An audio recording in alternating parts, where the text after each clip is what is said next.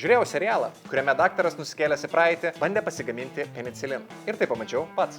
Penicilino turintis pelėsis mėgsta augti ant citrusinių vaisių. Ir kaip tik radau namuose supelijusią citriną. Joje, palei išvaizdą, buvo pelėsio, kuris turėtų savyje turėti penicilino. Nusprendžiau tai pratestuoti. Pasigaminau agaro lėkštučių, į kurias pridėjau kukurūzų likerio, laktozės, sacharozės, magnio sulfato ir kalio fosfato. Visko, ko reikia augti pelėsiui. Tuomet jas sterilizavau ir užsėjau mano citrinos pelėsiu. Ir po kelių dienų turėjau ryškę koloniją mėlynai žalio pelėsio, kuris pasikonsultavus su literatūra labai potencialu, kad galimai gamina peniciliną. Tuomet su tais pačiais ingredientais pasigaminau sultinio tinkamo pelėsio augimui ir iš mano sėkmingai užaugusios kolonijos užsėjau pelėsio čia. Per kelias savaitės užaugo storas sluoksnis pelėsio ir penicilinas palei idėją turėjo išsiskirti į šitą sultinį. Savotiška antibiotinė kombučia. Tikimybė, kad mano pelėsis iš tikrųjų gamina peniciliną, labai maža, nes penicilino grybų ir jos panašių yra labai daug. Todėl man reikėjo jį pratestuoti. Savo penicilinui patikrinti pasitelkiau bacillus subtilis bakterijas. Nekenksmingas bakterijas, kurias penicilinas turėtų sunaikinti.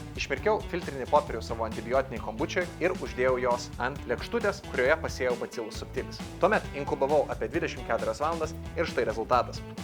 Deja, nematome jokios zonos be bacillus subtilis bakterijų, vadinasi, mano penicilino tirpalas neveikia. Peniciliną pasigaminti ne taip paprasta ir tai mokslininkams užtruko labai ilgą laiką. Apie tai antroje dalyje.